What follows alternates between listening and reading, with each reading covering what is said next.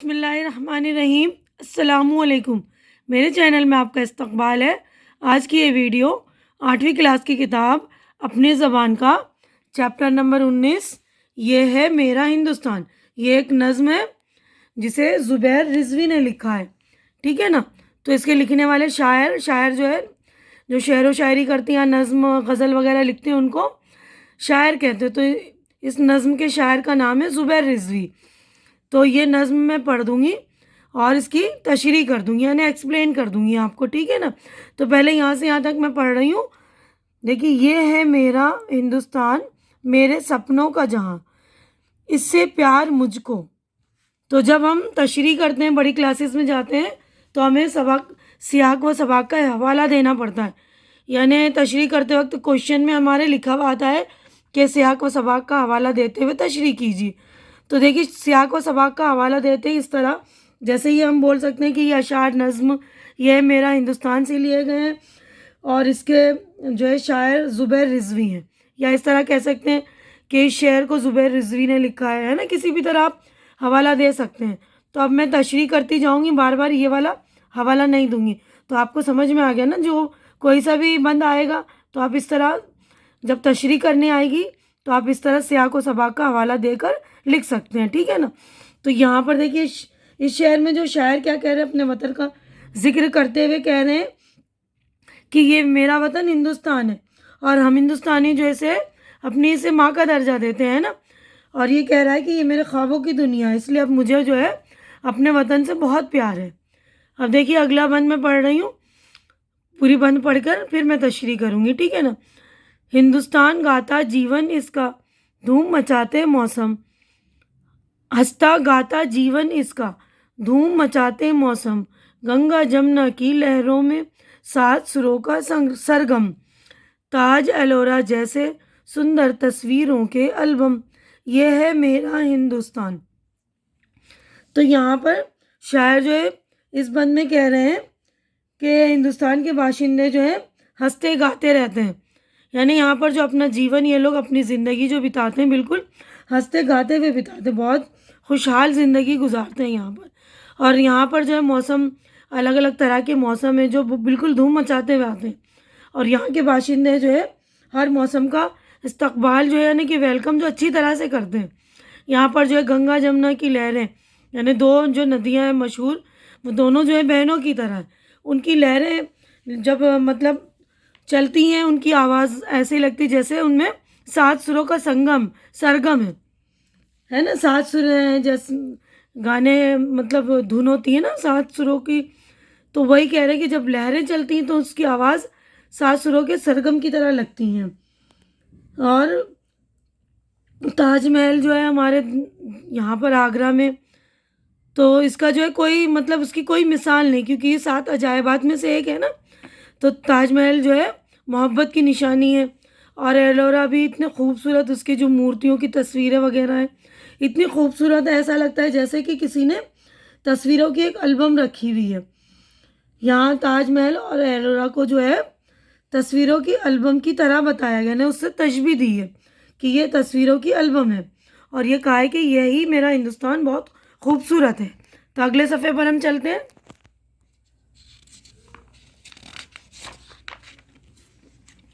तो देखिए, यहाँ पर अगला बंद हम पढ़ते हैं। उससे पहले जो मेरे चैनल पे नए हैं या जिन्होंने मेरा चैनल सब्सक्राइब नहीं किया है, तो वो प्लीज़ मेरा चैनल सब्सक्राइब कर लीजिए, क्योंकि सब चैनल जो है सब्सक्राइब करना बिल्कुल फ्री है। आप लोग मेरा चैनल सब्सक्राइब करेंगे तो मेरी हौसला अफजाई हो जाती है। तो आप लोग प्लीज़ मेरी हौसला अफजाई कर दिया करें। ठीक है ना। तो देखिए, अब ये मैं बंद पढ़ती हूँ। बादल झूमे बरखा बरसे, पवन झकोले खाए, धरती के फैले आंगन में यूं खेती लहराए, जैसे माँ बच्चे की गोद में रह रहे के मुस्काए, ये है मेरा हिंदुस्तान। तो ये वाली बंद में जो है शायर कह रहे हैं कि बरसात का मौसम जो है इसका जिक्र करते हुए कह रहे हैं कि हिंदुस्तान में बरसात का मौसम बहुत सुहाना होता है। बरसात के मौसम में जो है काली घटाएं छाती हैं, बादल झूम झूम कर बरसते हैं, ठंडी हवा के झोंके झुलाते हैं। बरसात में खेत हरे भरे हो जाते हैं, फसलें और खेतियाँ जो है लहराने लगती हैं।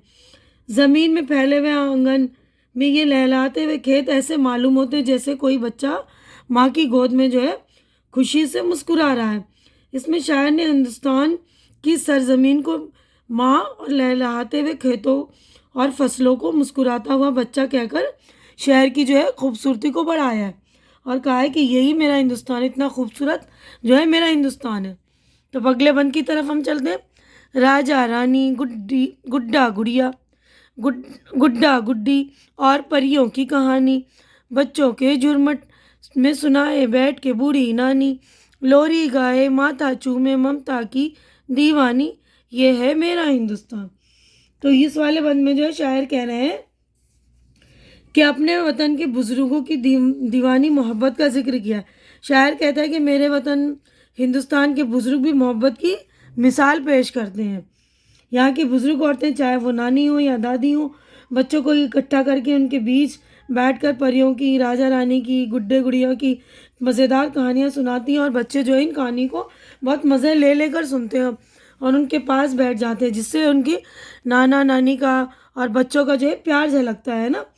और बूढ़े नाना नानी बच्चों को लोरी गाकर सुनाते हैं, कभी प्यार से बच्चों का माथा चूमते हैं। ऐसा मालूम होता है जैसे कि वो प्यार का समंदर है या वो ममता की दीवानी है। ये सब खूबियाँ मेरे हिंदुस्तान की हैं, ऐसा मेरा वतन है। ठीक है ना। तो अब अगले सफ़े पर हम आते हैं। देखिए यहाँ पर गालिब और टैगोर यहीं के, मीरा कालिदास यहीं हुआ था सच्चाई का गौतम को एहसास, यहीं लिया था साथ राम के सीता ने बनवास, यह है मेरा हिंदुस्तान। तो इस वाले बंद में जो शायर कह रहे हैं, ये नज़्म का जो आखिरी बंद है, इसमें शायर कह रहे हैं अपने वतन की जो अजीम अजीम जो हस्तियाँ हैं, जैसे गालिब है, टैगोर है, मीरा कालिदास, उनका जिक्र कर रहे हैं। यहाँ देखिए गौतम है, सीता, राम है ना, इन सब ये सारी अजीम हस्तियाँ जो है इनका जिक्र कर रहे हैं कि ये सारे जो अजीम लोग हैं मेरे वतन में पैदा हुए हैं। बड़े बड़े शायर हैं, गालिब, टैगोर, मीरा, कालिदास, है ना। और यहाँ के अदब में इनका मर्तबा जो बहुत बुलंद है। ये वही सरजमीन है जहाँ जो है गौतम को जो है सच्चाई का एहसास हुआ था। यहीं पर जो है गौतम ने बुद्ध मत इख्तियार किया था ना, तो उसको कह रहे हैं कि यहीं पर जो है हिंदुस्तान में ही गौतम को जो है अपनी सच्चाई का एहसास हुआ था या ज्ञान उनको हासिल हुआ था ना। यही वो सरजमीन है जहाँ सीता ने राम के साथ वनवास लिया था और तरह तरह की परेशानियों का सामना करके बुराई पर नेकी की फतेह पाई थी। और यही जो है मेरा हिंदुस्तान है, ऐसा मेरा हिंदुस्तान है ना। तो देखिए ये ज़ुबैर रिजवी शायर का नाम है। अगले सफ़े पर हम चलते हैं। तो देखिए ये वाले सफ़े पर जो हमारी मश्क हो गई स्टार्ट। यहाँ पर एन एक्सरसाइज मानी याद कीजिए। यहाँ ये अल्फाज और इसके मीनिंग है, मैं पढ़ रही हूँ, आप लोगों के लिए सुन लीजिएगा अच्छी तरह से। सरगम राग के 7 सुरों का मजमुआ, सुंदर खूबसूरत एल्बम, मरक्का तस्वीरों का मजमुआ, बरखा बारिश पवन हवा ममता माँ का प्यार। मीरा मीराबाई एक मशहूर शायरा जिन्होंने कृष्ण भक्ति के गीत लिखे हैं। कालिदास संस्कृत ज़बान के मशहूर शायर और ड्रामा निगार। अब देखिए सोचिए और बताइए। तो यहाँ पर हमारे जो है सवालात शुरू हो गए हैं। 5 सवालात हैं, इनके जवाबात मैंने आप लोगों के लिए रेडी कर दिए, आप लोग देख लेंगे। देखिए पहला सवाल है, शायर इस गीत में क्या कहना चाहता है? तो जवाब आप सुन लीजिए। देखिए इस गीत में शायर अपने वतन से मोहब्बत का इजहार करते हुए इसकी खूबियाँ बयान करना चाहते हैं। ठीक है ना। अब दूसरा क्वेश्चन है, इस नज़म में शायर ने किन कुदरती मनाजिर का जिक्र किया है? मनाजिर यानी सीनरी। तो इस नज़म में शायर ने गंगा जमुना की लहरों का और बरसात के खुशगवार मौसम में लहलहाती खेतों का जिक्र किया है। अब अगला क्वेश्चन है, गालिब कौन थे? गालिब उर्दू के अजीम शायर थे। इसके अलावा गालिब के खतूत में उर्दू नस्र के अदबी शान, अपने ज़माने के हालात, अदबी मुबाहिसा पर गुफ्तगू गर्ज बहुत कुछ मिलता है, जिसके बाद गालिब हमारे सबसे बड़े शायरों के साथ सबसे बड़े नस्र निगारों में भी शुमार होते हैं। यानी शायर के साथ साथ जो है वो नस्र निगार थे। नस्र यानी जो मजमून लिखते हैं, कहानी वगैरह लिखते हैं ना, उनको नस्र निगार कहते हैं, जो अफसाने नावल वगैरह लिखते हैं ना। अब चौथा है, गौतम बुद्ध को किस बात का एहसास हुआ था? गौतम बुद्ध को सच्चाई का एहसास हुआ था। ठीक है। 5वां क्वेश्चन देखिए, यहाँ पर देखिए ये लिखा है, हंसता गाता जीवन इसका धूम मचाते मौसम, गंगा जमुना की लहरों में 7 सुरों का सरगम, ताज एलोरा जैसे सुंदर तस्वीरों के एल्बम, ये है मेरा हिंदुस्तान। इस बंद का मतलब आसान ज़बान में लिखिए। तो मैंने वैसे तो समझा दिया आपको, देखिए लिख कर भी बता दे रही हूँ मैं आपको। जवाब ये देखिए, इस बंद में शायर कहता है कि हिंदुस्तान के बाशिंदे खुशहाल ज़िंदगी गुजारते हैं। यहाँ के मौसम धूम मचाते हुए आते हैं, यानी यहाँ का हर मौसम अपने अपने तौर पर लुत्फ़ देकर लोगों को लुत्फ़ अंदोज़ कर देता है। लुत्फ़ अंदोज़ कर देता है यानी मज़ा दिला देता है। यहाँ की गंगा और जमुना नदियाँ दो बहनें हैं जिनका कोई सानी नहीं। इनकी लहरें 7 सुरों का मजमूआ है। ताजमहल जो 7 अजायबात में शुमार किया जाता है और हिंदुस्तान के मुग़ल बादशाह शाहजहाँ और मुमताज़ महल की मोहब्बत की निशानी है। एलोरा के मंदिरों की खूबसूरत मूर्तियाँ तस्वीरों के एल्बम की तरह है। यहाँ ताजमहल और एलोरा को खूबसूरत तस्वीरों के एल्बम से तशबीह दी गई है और कहा है कि ये मेरा हिंदुस्तान है। अब अगला क्वेश्चन हम देखते हैं। देखिए यहाँ पर हम आते हैं अगले सफ़े पर। ये देखिए मिसरे मुकम्मल कीजिए। तो देखिए ये मैंने मिसरे मुकम्मल कर दिए, लिख दिया। देखिए यहाँ मैं पढ़ रही हूँ, सुन लीजिएगा आप लोग ध्यान से। गालिब और टैगोर यहीं के, मीरा कालिदास यहीं हुआ था सच्चाई का गौतम को एहसास, यहीं लिया था साथ राम के सीता ने बनवास, यह है मेरा हिंदुस्तान। अब अगला क्वेश्चन देखिए, वाहिद से जमा और जमा से वाहिद बनानी, यानी जो वाहिद दिए हुए उनकी जमा बनानी है और जो जमा है उनकी वाहिद बनानी है। तो ये भी मैंने अलग अलग करके आप लोगों के लिए लिख दिया, देखिएगा आप लोग। ये देखिए वाहिद खेती खेतियाँ, तस्वीर तस्वीरें, इसकी जमा, ठीक है ना, ये जमा दिए हुए हैं तो इसकी वाहिद मैंने कर दी है सुरों सुर, लहरों लहर, परियाँ परी। अब अगला क्वेश्चन हम देखते हैं। तो देखिए यहाँ पर अगला लिखा हुआ है, बुलंद आवाज़ से पढ़िए। तो मैं पढ़ रही हूँ, आप सुन के इसको दोहरा लीजिएगा, पढ़ लीजिएगा। लहरों, तस्वीरों, मुस्काए, झुरमुट, बूढ़ी, ठीक है। अब अमली कहा मैंने प्रैक्टिकल वर्क है, आपको करना है। इस गीत को तरन्नुम से ग्रुप के साथ पढ़िए। तरन्नुम यानी लय के साथ, और इसको पढ़ना है ग्रुप बनाकर, कोई फंक्शन वगैरह में स्कूल का होता है ना, तो उसमें पढ़ लीजिएगा आप लोग, है ना। अगला हम चलते हैं आगे। पढ़िए, समझिए और लिखिए। मौसम, सरगम, एल्बम। इस गीत के पहले बंद में मौसम, सरगम, एल्बम काफ़ी इस्तेमाल हुए। एक जैसे आवाज़ और हुर्फ पर ख़त्म होने वाले अल्फाज को काफिया कहते हैं। यानी एक जैसे आवाज़ आती है ना, जैसे इंग्लिश में हम राइमिंग वर्ड कहते हैं ना, तो उर्दू में हम इसको काफिया कहते हैं।